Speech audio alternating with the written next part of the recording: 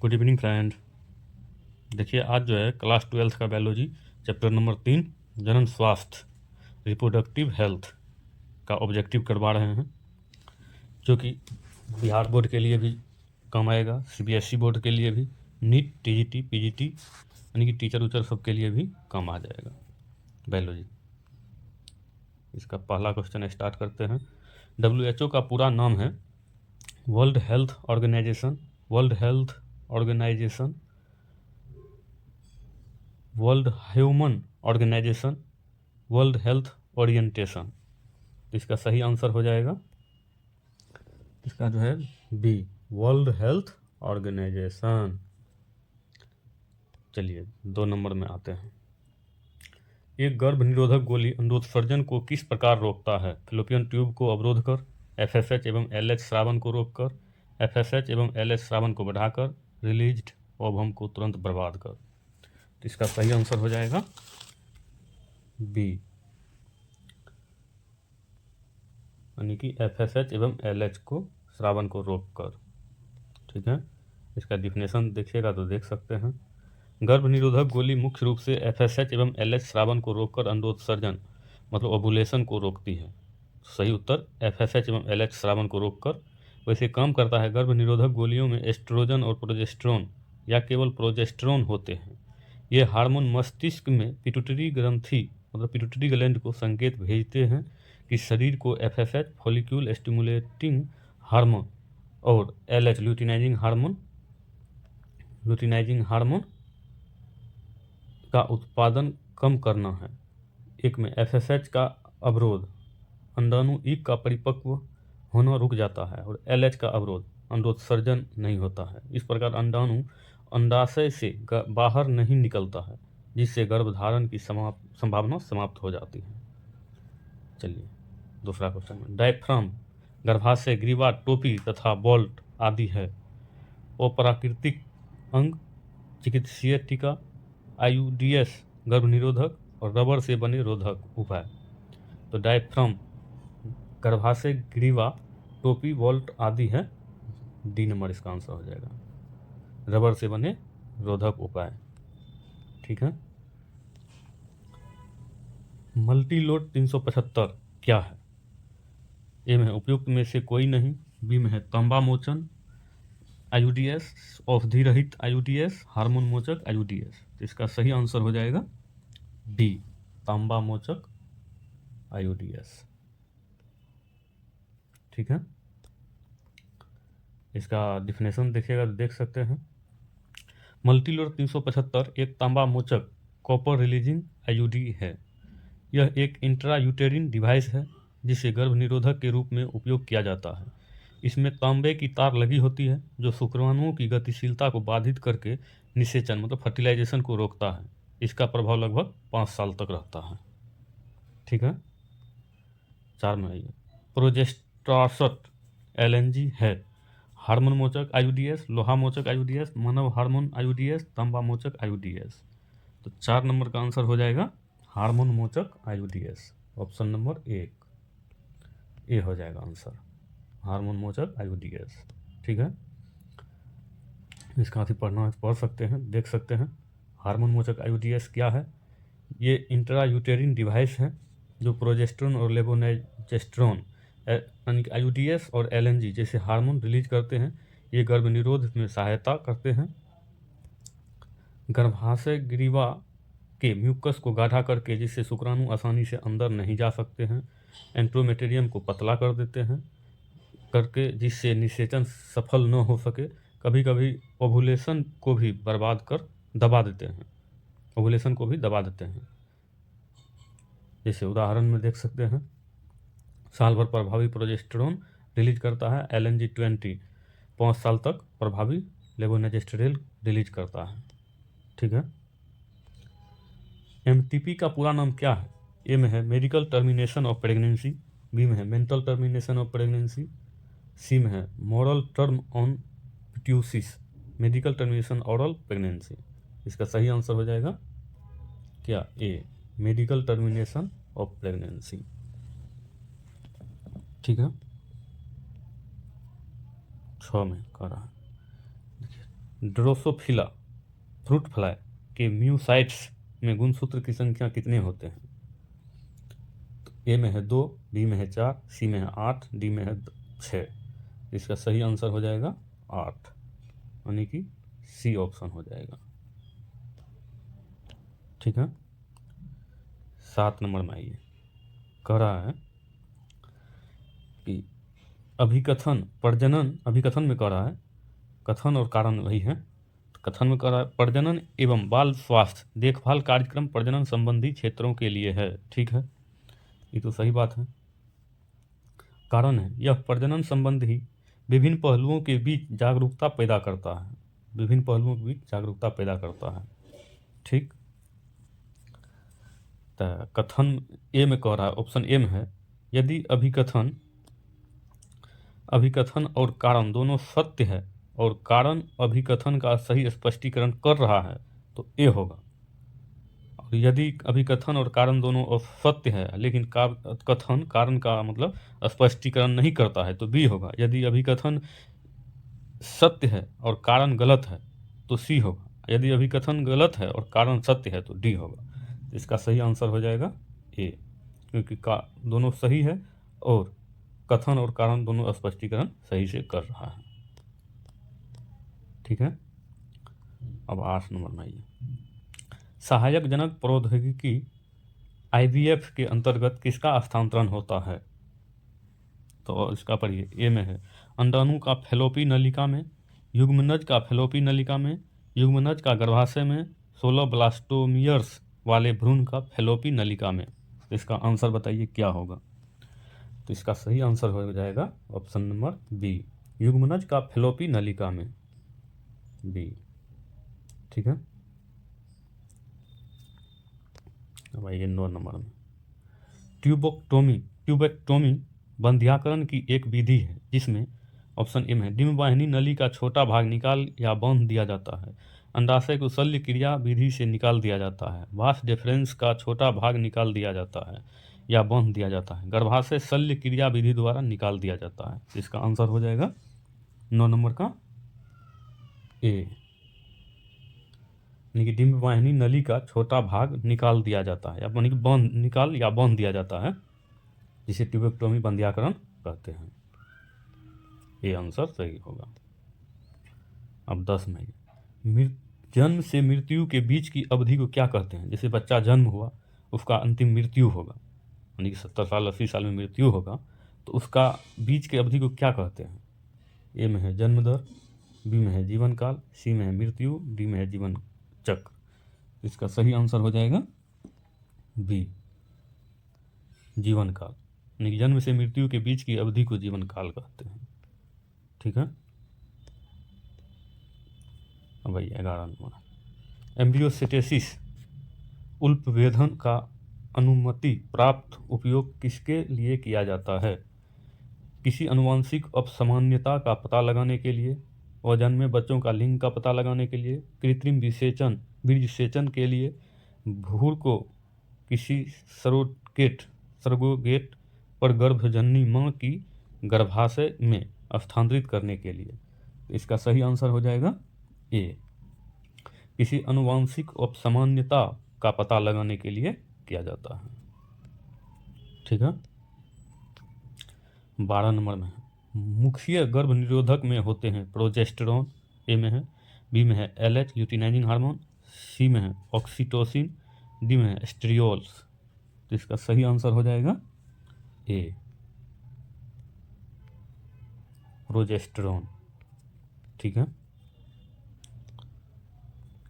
अब 13 नंबर में आइए। पार्टनर जो शिशु के लिंग के लिए उत्तरदायी होता है, ए में है नर, बी में है मादा, सी में है दोनों और डी में है एक समय नर और तथा एक समय मादा। इसका सही आंसर क्या हो जाएगा?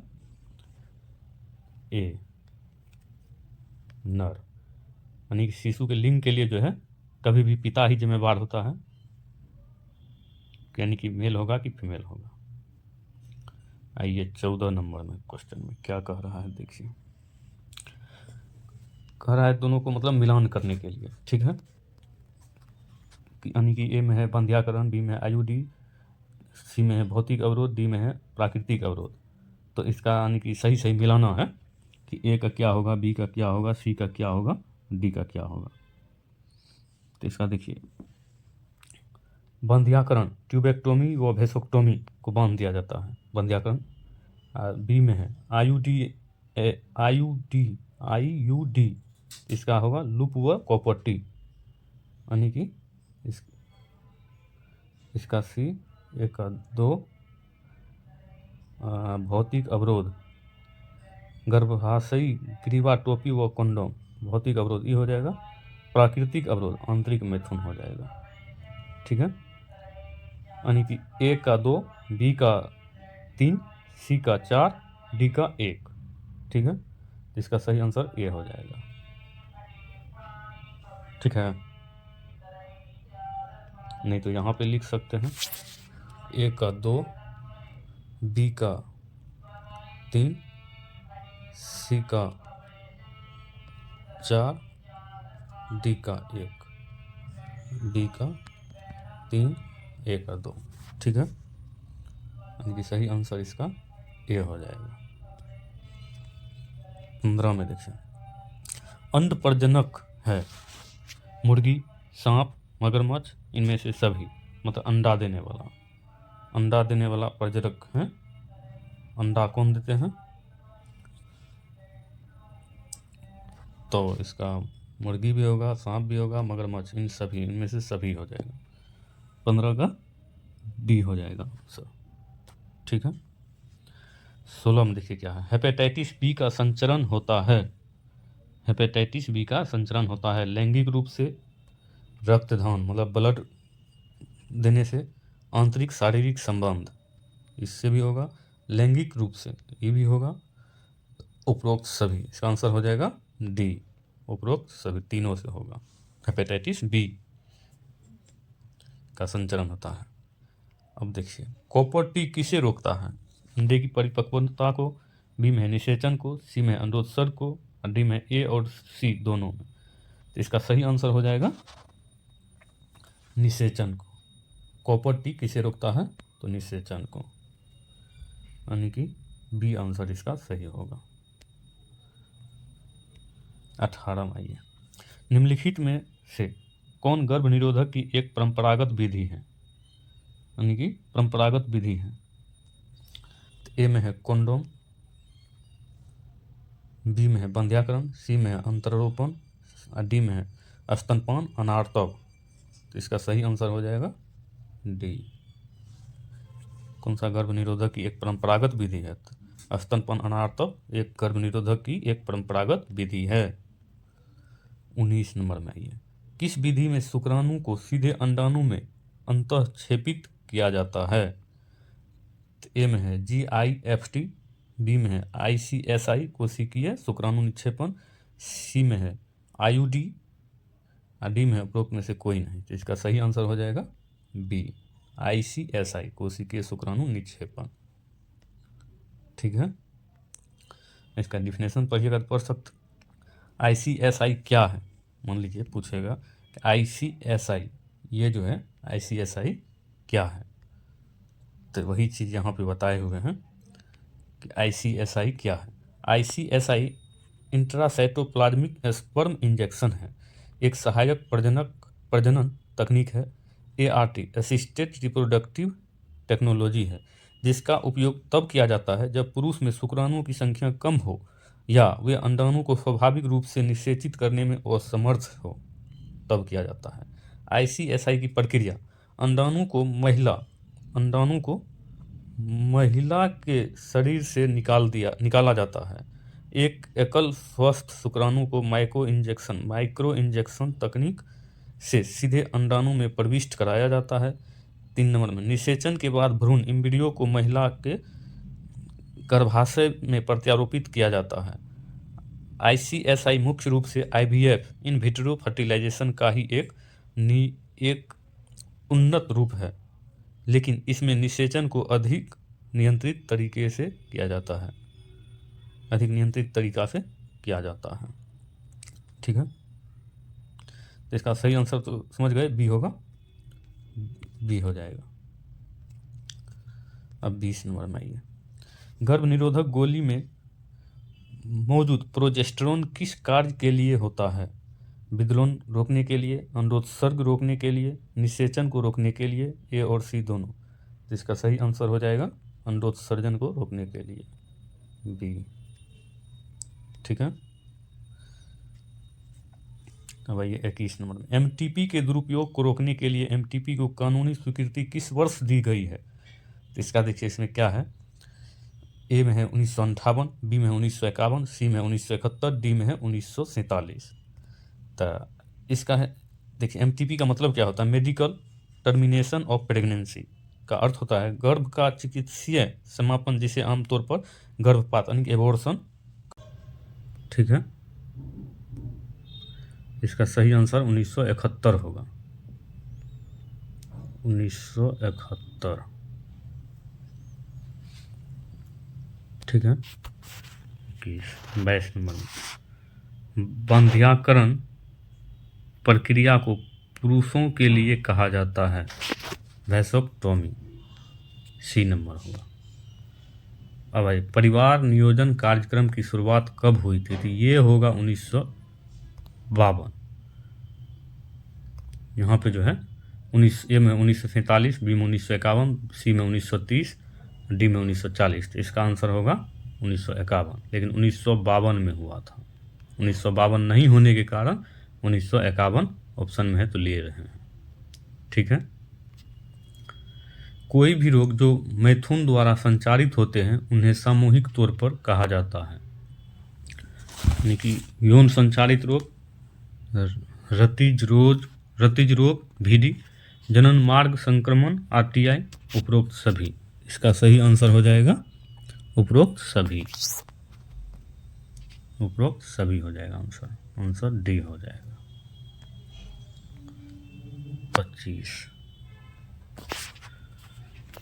25 नंबर में जो है कह रहा है गर्भ निरोधक प्राप्त करने के लिए नीचे 4 विधियां और उनकी कार्य पद्धति दी गई है, उनको सही सही मिलान करना है।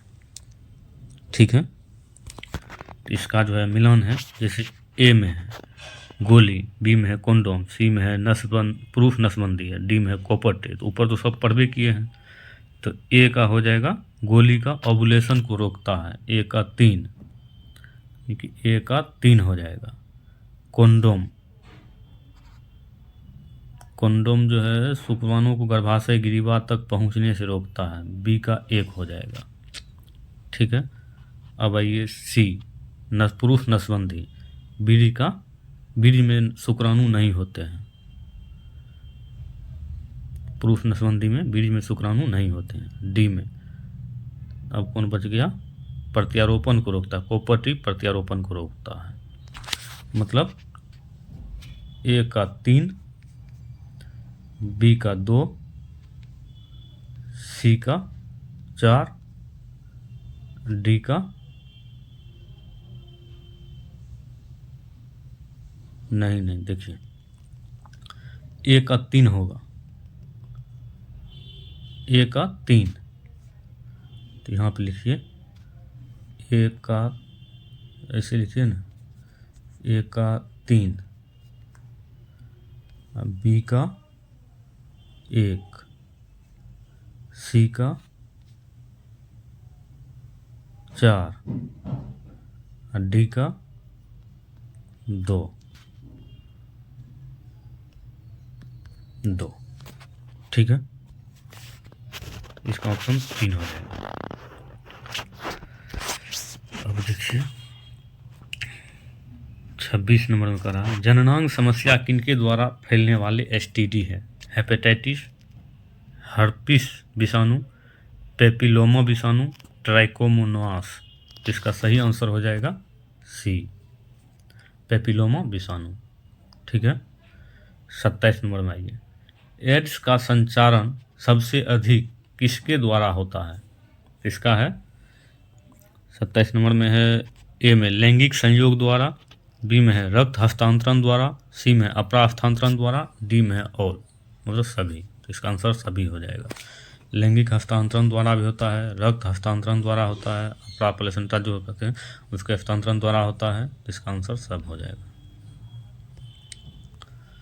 28 नंबर में आइए। निम्नलिखित में से कौन सबसे सुरक्षित गर्भ निरोधक विधि है? MTP, बंध्याकरण, रिज विधि, यांत्रिक विधि का उपयोग। तो इसका आंसर हो जाएगा बी, बंध्याकरण द्वारा गर्भ सुरक्षित विधि रहता है, बी। 29 में जन्म दर नियंत्रण के लिए कौन सी रासायनिक विधि उपयोग में लाई जाती है? ए में है कॉन्डोम, बी में है लूप, सी में है जेली क्रीम, डी में है डायफ्राम। तो इसका सही आंसर हो जाएगा 29 का सी, जेली क्रीम। 29 का डेफिनेशन देख लीजिए।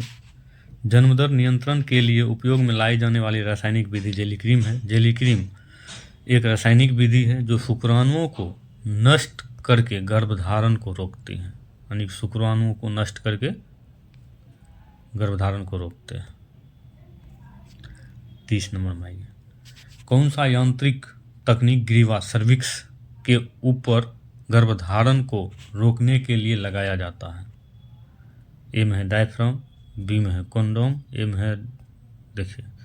है डायफ्राम, बी में है कॉन्डोम, सी में है लूप, 3 में है कॉपर टी। तो इसका आंसर हो जाएगा डायफ्राम, ए। इसका डेफिनेशन देख लीजिए।